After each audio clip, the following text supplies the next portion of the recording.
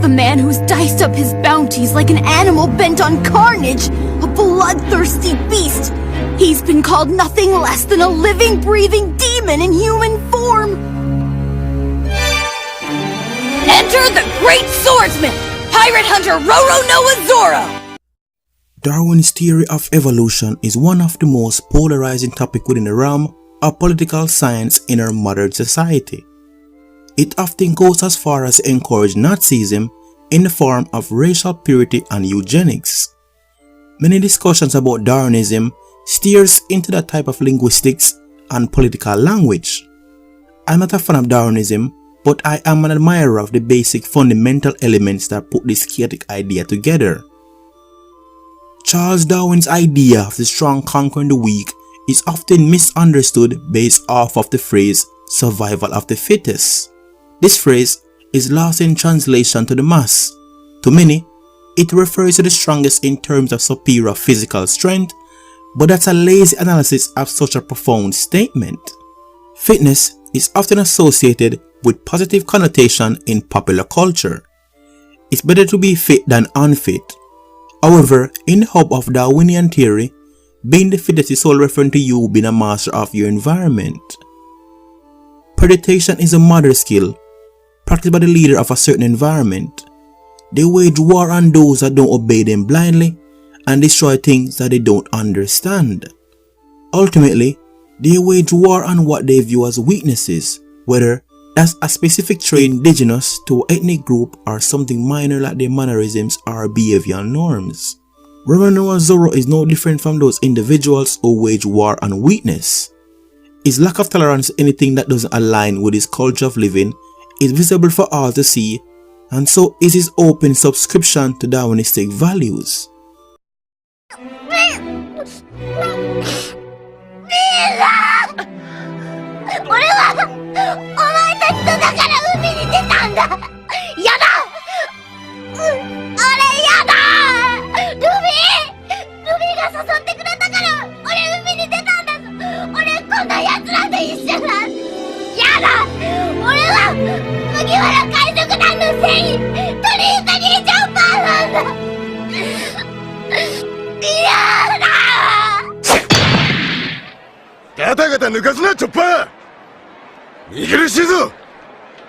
Zoro! お前が海に出たのはお前の責任。どこでどうくたばろうがお前の責任。誰にも非はねえ。ゲームは受けちまってるんだ。ウソップたちもお前も全力でやっただろ。海賊の世界でそんな涙に誰が同情するんだ。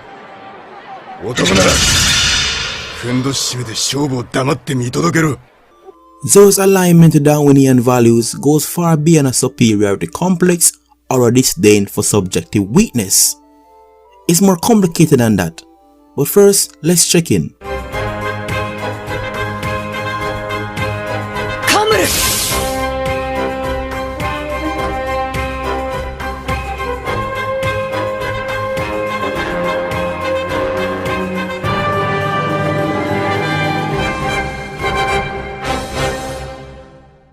Guys, my videos are structured to be fluid in discourse as to give you guys the opportunity to draw your own conclusions from each point I present. However, due to the complex topic at hand, this video structure will be constructed in an orderly manner so you guys can follow each talking points without assuming one is the other or vice versa. With that out the way, I will put up different subtopics on the screen as we go along. That is meant to help.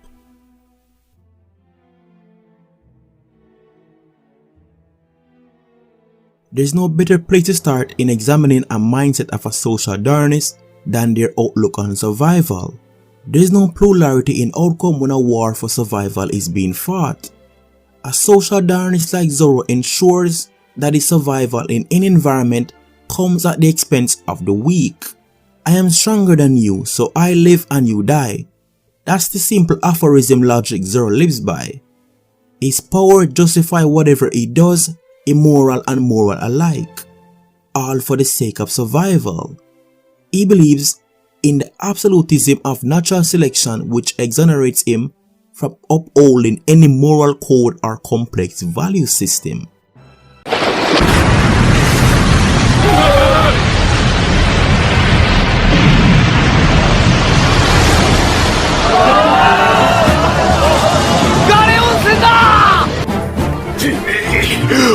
私の新世界への夢をよくな。愛煙キン、疫病神と船に乗り合わせたお前たちの運命を恨め。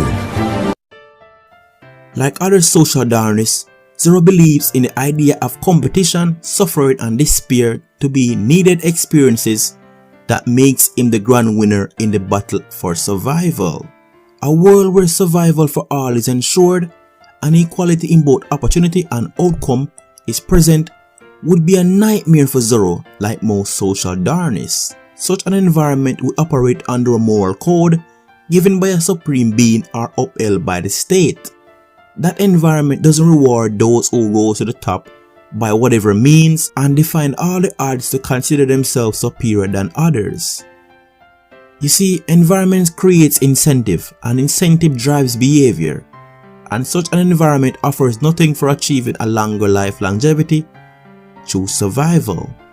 Zoro's need for survival can often be seen as a convenient excuse to justify his selfish need to practice Darwinism in certain areas of his life. The perfect apparatus for this case study is Zoro's former occupation of being a pirate hunter.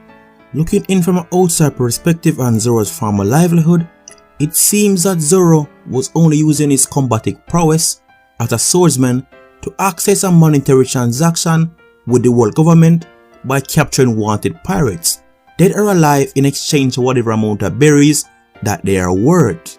That's the medium of exchange that honors Zoro and the government's agreement. That, however, was just a politically correct version of Zoro's work. Zoro only captured those that he couldn't kill, and he only left his victim with body parts needed for identification so he could collect his reward.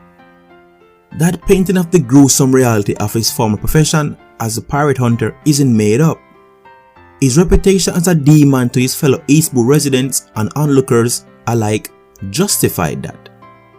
Zoro's barbaric behavior wasn't a byproduct of wanted pirates being hard to capture or openly resistant. No, that behavior is what drives his productivity, not the other way around. There's a great deal of emotional and resourceful investment in survival by Zoro. However, for most social Darwinists, life is more than just survival. Surviving in an environment where you're constantly in fear and doubt, or constantly living in comfort or complacency, isn't the ideal view of survival from most social Darwinists. Both of those social environments doesn't hold them to any social responsibility or inspire them to aim for something to live for. Whatever the goal or interest that each social Darwinist decide to aim for will have to come through the manifestation and wielding of a great deal of power. This leads me into my next topic about Zoro and his connection to Darwinism, and that's Zoro's immaculate perception of power and victory. This for me is the biggest identifier in his connection to Darwinism.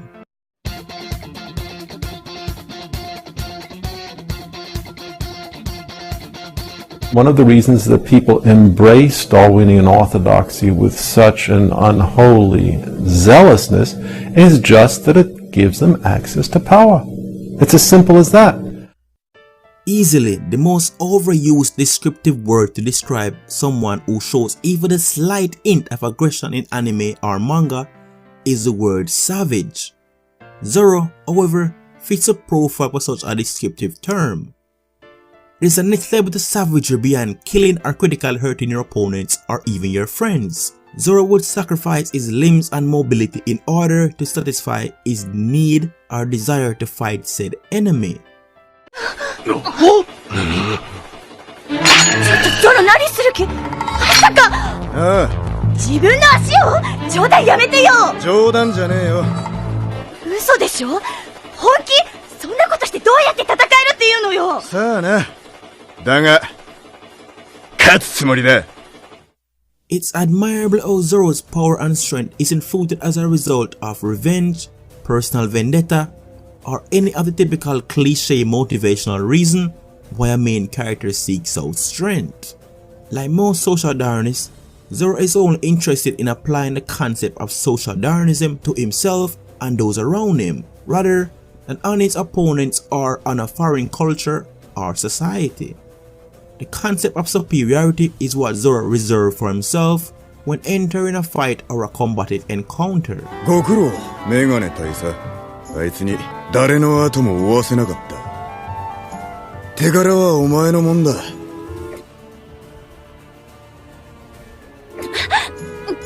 であなたはそうやって上から物を。お前が下だからだ。That isn't by no means a declaration of Zoro being cocky or overconfident or him thinking he's a big fish in a small pond. No, Zoro believes he can reign victorious because he believes in his own power and he knows his own capabilities.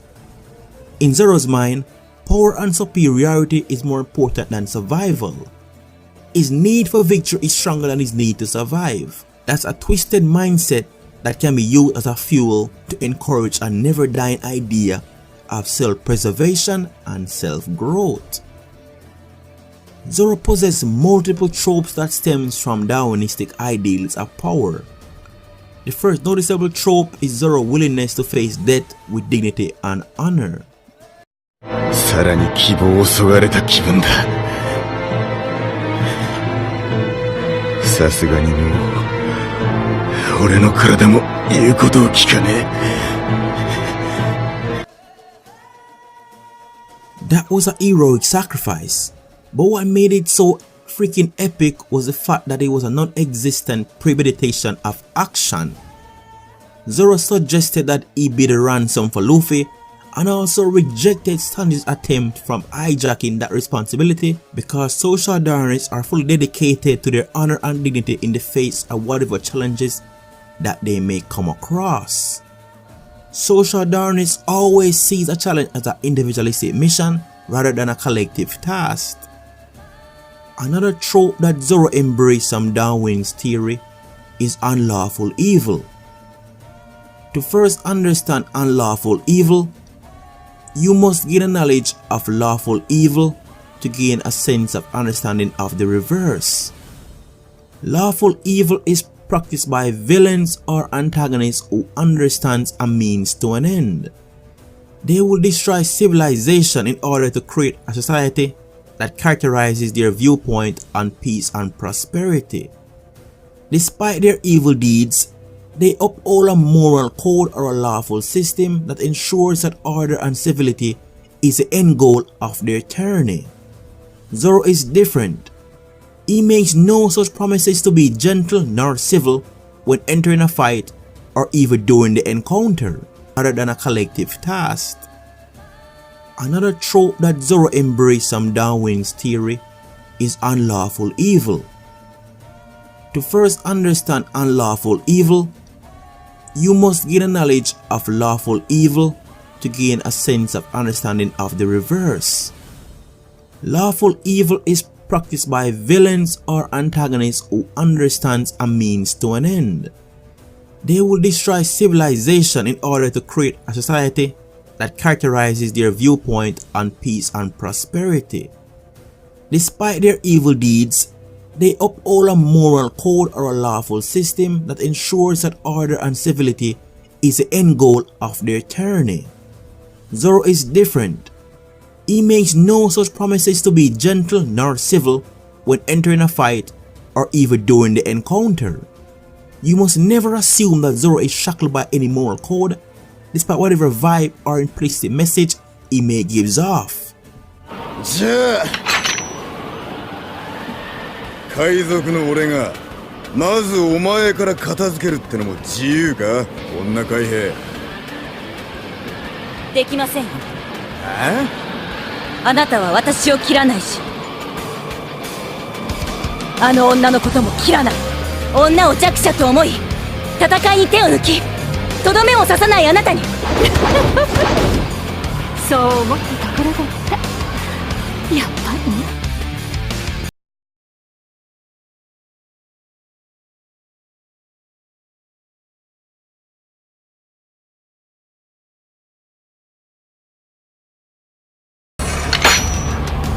これで満足かお前ら。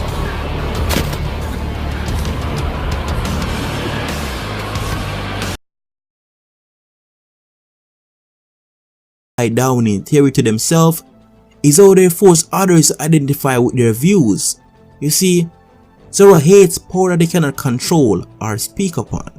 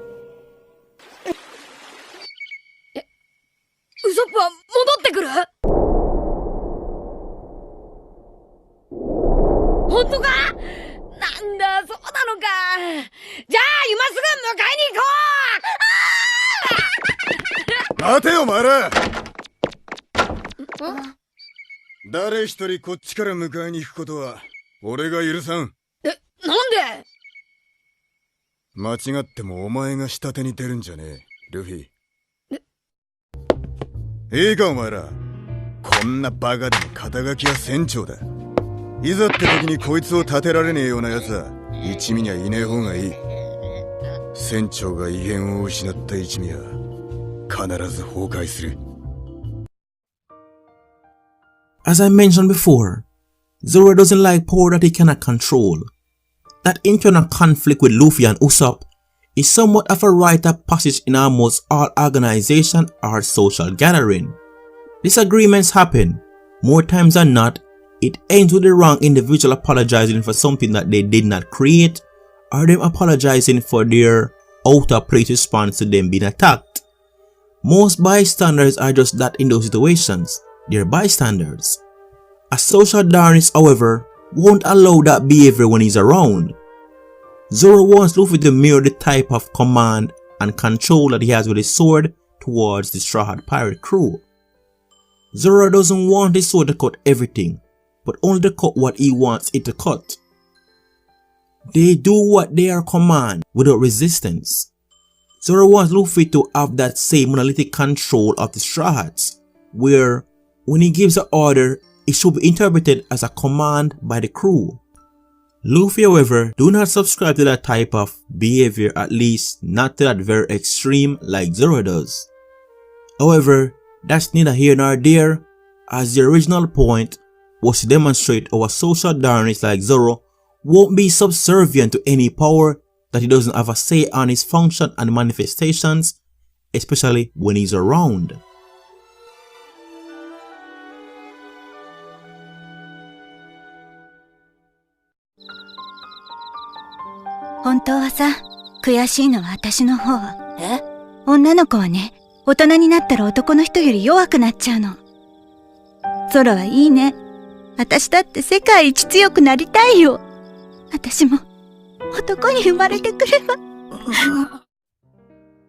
Aside from gaining the water Ichimonji as a permanent reminder of his promise with Kowina, the most eye-catching interaction Zoro had with Kowina was your conversation surrounding the value of a man compared to the value of a woman in a niche by the medium like swordsmanship.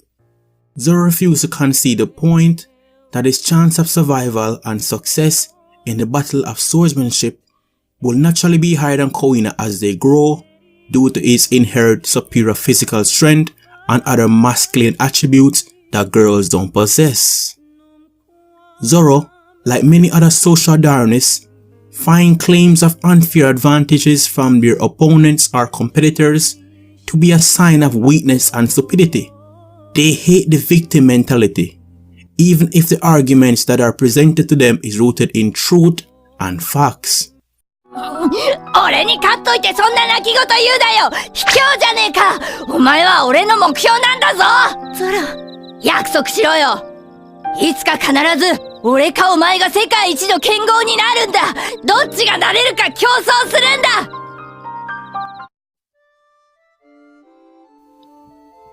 That type of response is a typical response from a social Darwinist when they hear someone voicing their opinion on the lack of equality in opportunity for one demographic compared to another.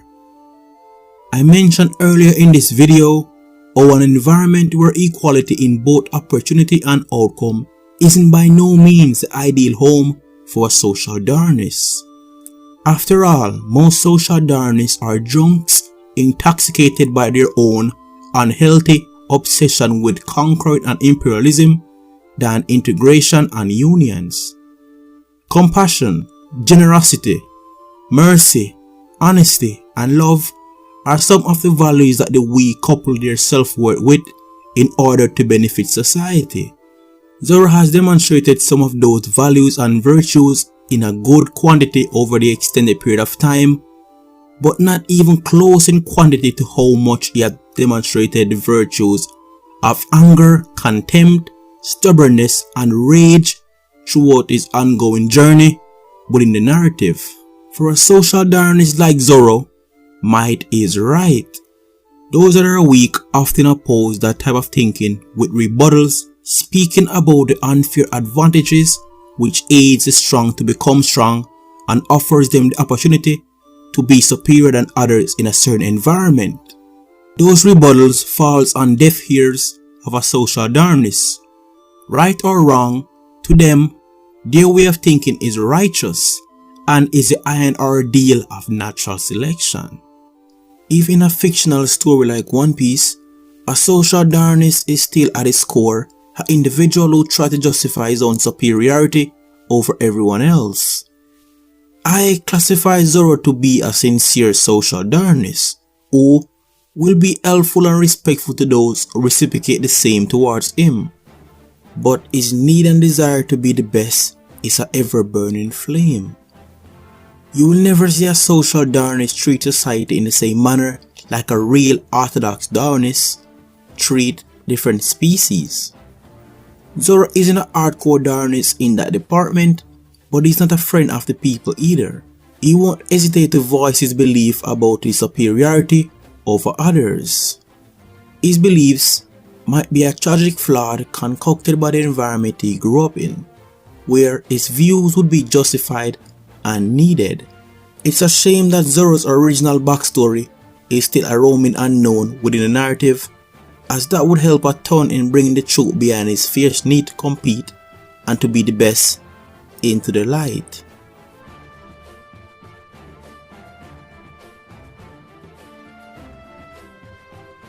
Hopefully, this video opened your eyes to view Zoro through a different lens than the one you viewed him through before you click on this video.